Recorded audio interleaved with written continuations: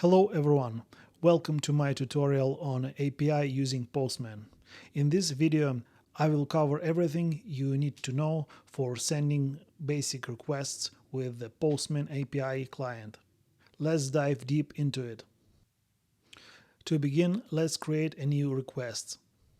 You can do this in a few different ways. First, you can create a new request from a workstation. Simply go to New and select HTTP. Alternatively, you can select the plus icon to open a new tab and create a request there. Select Save to save your request. You can give your request a name and description and choose or create a collection to save it in. Once you have opened a new tab, you can start specifying the details for your requests. You will need to enter the URL and choose the method you want to use. Additionally, you can customize your request further by adding authorization, parameters, body data, and headers. For testing purposes, let's use the Postman Echo Sample API endpoint. Set the URL to https postmanecho.com/get and click Send. Now let's move to selecting request protocols. When you're working in Postman, you're not just limited to making HTTP requests. Postman supports a variety of protocols to cater to different needs. When you click on the drop-down menu to the left of the request's name, you will see a list of supported protocols: HTTP, GraphQL, gRPS, WebSocket, MQTT, and SOAP. Depending on your use case, you can select the appropriate protocol for your request. Let's say I want to send a GraphQL request instead of the default HTTP. I simply select GraphQL from the list. But hold on a second, there is something important you need to know. Once you hit that Save button, you cannot change the request protocol, so make sure you have selected the right one before saving your request. Now let's specify request URLs. In Postman, every request you send out requires a URL which represents the API endpoint you're working with. This is essentially the address where you're sending your request. Let's break it down. A URL typically contains of two main parts: the base URL and the endpoint path. The base URL serves as the foundation, while the endpoint path directs your request to a specific operation within the API. When you're building your own API, you will construct the URL by combining the base location with the endpoint path. For example, if your base URL is https://example.com and your endpoint path is /users, the complete URL would be https://example.com.users. Also, as you start typing in a URL box, Postman provides a drop-down list of locations you have used before, making it inconvenient to autocomplete your URLs. Now, if you're working with a third-party API, you will typically find the requests URLs provided by the API provider in their developer documentation. It's crucial to use the correct URLs to access the desired functionality of the API. Remember, Postman automatically adds http:// to the start of your URL if you don't specify a protocol. However, for secure connections, it's recommended to use https://.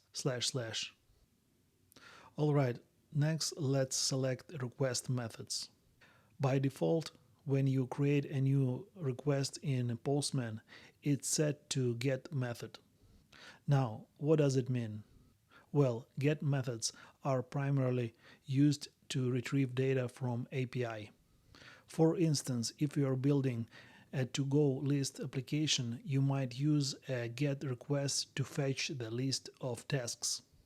However, APIs aren't just about fetching data. They are also about modifying it. And for that, we have a variety of other request methods at our disposal. Let's take a look at the most common ones. First up, we have the post method. This method is used to add new data to the server. Going back to our to-do list example, you would use post request to create a new task. Put is typically used to replace existing data on the server with the data you provided in the request. So if you want to update an existing task on your to-do list, you would use a put request. Now, what if you only want to update certain fields of existing resource without replacing the entire thing? That's where the patch method comes in. Patch is used to apply partial modifications to a resource. And finally, we have the delete method. As the name suggests, delete is used to delete existing data from the server. So if you want to remove a task from your to-do list, you would send the delete request. Remember, APIs can have multiple endpoints for the same location, each accepting different methods. So it is important to choose the right method for the task at hand. Now let's send a request. Once you have entered the protocol, method, and URL, it's time to add any additional details required by the API. This could include parameters, body data, request headers, or authentication details.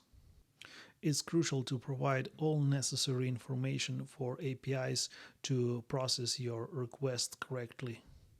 If your API requires authentication, Postman offers various methods to handle its security.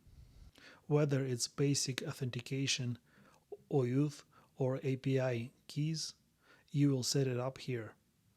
And don't forget about cookies. If your API uses cookies for session management, you can include them in your requests as well. You can also use cookies with your requests by selecting it under the Send button. Once you have entered all the request details, it's time to hit that Send button. It will dispatch your request to the API server. And just like that, you have sent your request. Now let's take a look at the response from the server in the response pane. Here you can see the response from the API server. It might contain the data you requested or any error messages if something went wrong. Lastly, remember the Postman keeps track of all your sent requests in the History tab.